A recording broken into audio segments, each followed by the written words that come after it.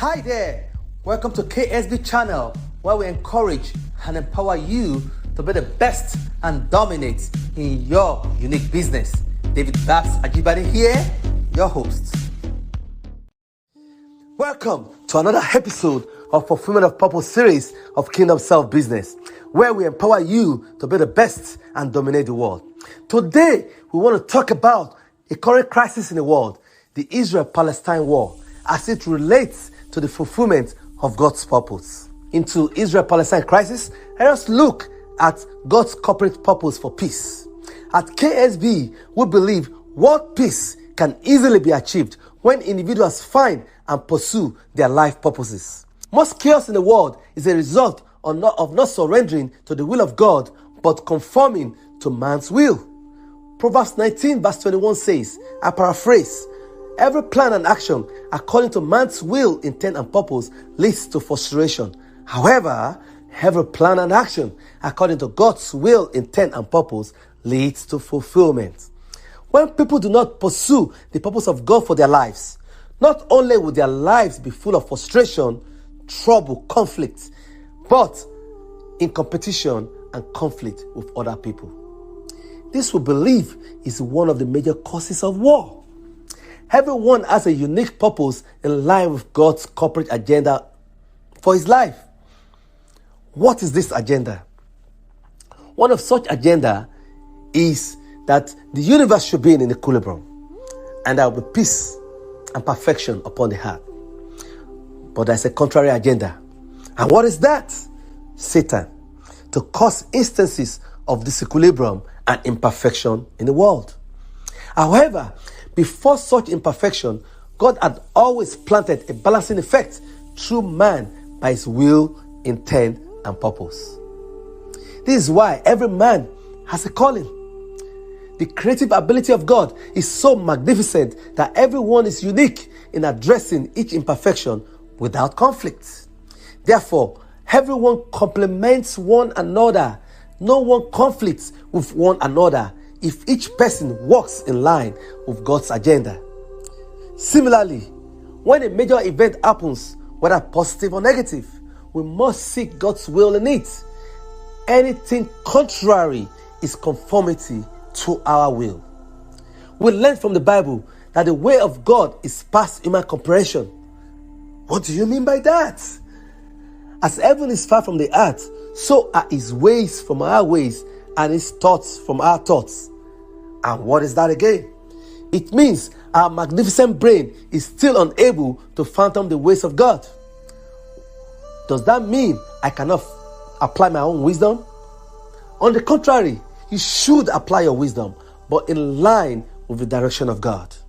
How do I do that? Seek God on that matter. Let us take an example of someone that seek God in line with today's lesson. David demonstrated a surrender to the will of God as a king. Though not perfect, but he would go to God to inquire about a thing before making a decision. And whatever God said he should do was what he did.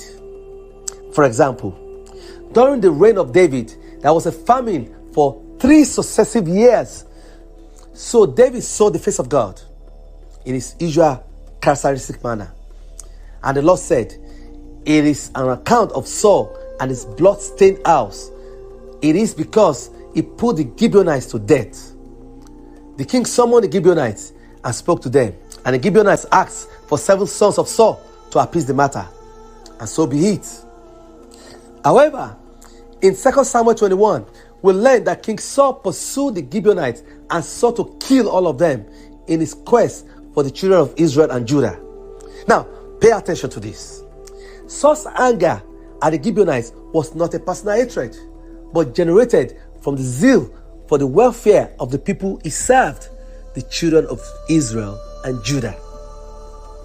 Yet, God accounted his action as a sin against the Gibeonites. Now, let's look at the origin of Israel-Palestine crisis. We learned that a new generation started from Noah, right? And his family after the flood. As the family grew, so was disobedience to God. So amid all the wickedness, God found another man that was ready to surrender to his will. So Abraham was called out of his father's house to an unknown land, the land of Canaan, which is the place of dispute right now. The place of the Israel-Palestine crisis. Abraham and his household dwelt in the land of Canaan until famine took his descendants to Egypt. Finally, it was time for God to fulfill his promise to Abraham, all the various promises to Abraham we know from the Bible, right? So Joshua was the one in charge now, okay?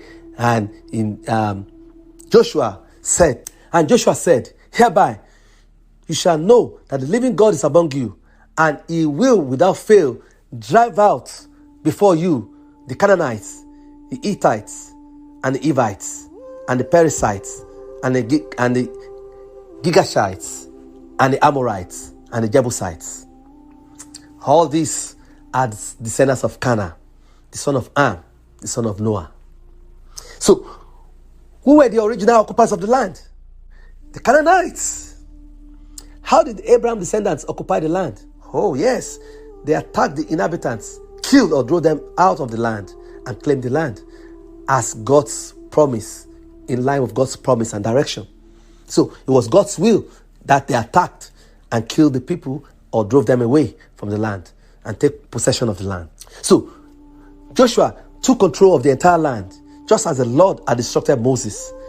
He gave it to the people of Israel as their personal possession, dividing the land among the tribes, so the land finally had rest from war. However, there were some omissions. I'll give you two examples of this. Just first, in Joshua 9, the people of Gibeon made a peace treaty with Joshua. So Joshua spared them. Even when Joshua found out they lied, he told his people, an oath is an oath. And God respected that. I explained that earlier. The second omission, in Joshua 15 verse 63, the NLT version. But the tribe of Judah could not drive out the Jebusites who lived in the city of Jerusalem. So the Jebusites live there among the people of Judah to this day. And Judges 1 verse 21 confirms that, as he portrays the Jebusites as continuing to dwell at Jerusalem within the territory otherwise occupied by the tribe of Benjamin. Professor Eric H., in his remark, said politicians Yasser Arafat and Faisal Husseini, among others, have claimed that Palestinian Arabs are descendants from the Jebusites, to argue that Palestinians have a historic claim to Jerusalem that precedes the Jewish one. Why could the tribe of Judah and Benjamin not be able to drive out the Jebusites from Jerusalem? We do not know. However, just as in the case of Gibeonites, we believe God allowed it to happen for a reason. So, who has the claim to Jerusalem? It's a very volatile, controversial one. We do not know. Only God knows. Leaders should seek the face of God and surrender to his will. However, if we draw from Bible history, both Israelites and Palestinian Arabs have a claim to the land. And what is our suggestion?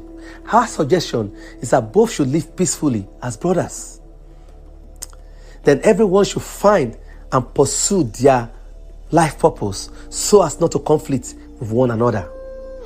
Pursuing our unique purposes ensures that all people will complement one another rather than fight one another.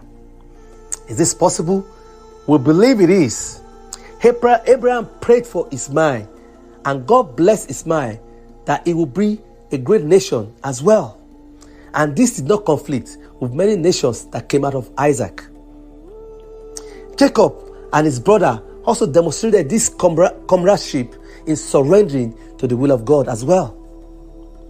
Another example is found in the various hand-in-hand schools in Israel that started 25 years ago by a Jew and a Palestine Arab. Both Jewish and Palestine children are being taught in the same classroom, unlike the other schools. They are taught Hebrew and Arab languages.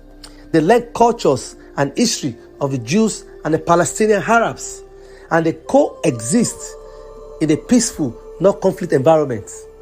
Many presidents I've visited and I've acknowledged that the school gave an outcome of hope to the resolution of conflict in Palestine and Israel.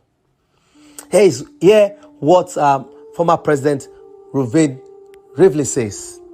You are a proof that we can live together in peace, and we can't let the difficult experiences like what you went through this week harm our faith in our ability to live together. In conclusion, the Israel-Palestine conflict is a very complex and deeply rooted issue that affects millions of lives, no doubt.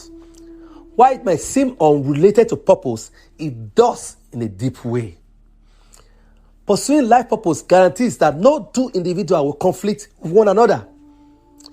If you found this exploration of relationship between life purpose and Israel-Palestine conflict intriguing, please give this video a thumb up and share it with others, and subscribe for more content that connects history, current events, and life purpose. We will continue to explore how understanding life purpose can resolve the world's complex challenges. Until next time, may your life purpose be one of understanding, empathy, and positive change. Be the best and dominate the world. Thank you. Thank you for joining us on the Kingdom Self Business channel. If you found this video valuable, be sure to give it a thumbs up, share with others, and subscribe to our channel for more in-depth exploration of your unique business. And until next time, be the best and dominate the world.